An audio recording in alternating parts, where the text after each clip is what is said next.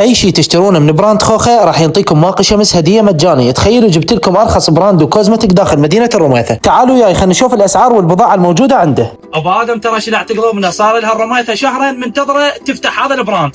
كل الغراض اللي عندك اصليه ومرتبه. اولا على الخير والبركه على الافتتاحيه، واحكي لنا شنو العروض الموجوده عندك. حياك الله يا سعود الرميثي، شنو مدخر عليه؟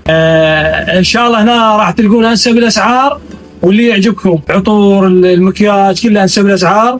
الامام علي يقول قليل دائم خير من كثير منقطع، وكل واحد يجي من متابعينك يجي يشتري منا من يمنا من براند خوخه راح يحصل هذا الواقي الشمس هديه. حبيبي ادم هذا مرطب الوجه ايش قد سعره؟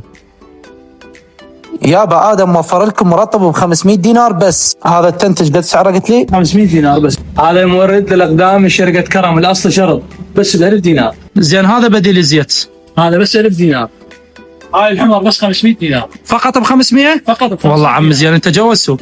وبخصوص العطور هاي اللي قدامكم كلها باله توفرت لكم باسعار كلش مناسبه، وكذلك متوفره يم العطور الجاهزه بكل اشكالها وانواعها. زين هذا معطر الجسم انا ادري بيه ب 2000 ونص وب3، لا تصدمني. هذا بس 1000 دينار. بس 1000 دينار كذا يمكم.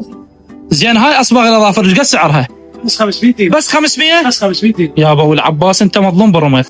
هذا الشامبو المكيف ايش قد اسعارهن؟ لاني بس 4000. يعني الواحد على 2000 يصير. واحد على 1000. ورد.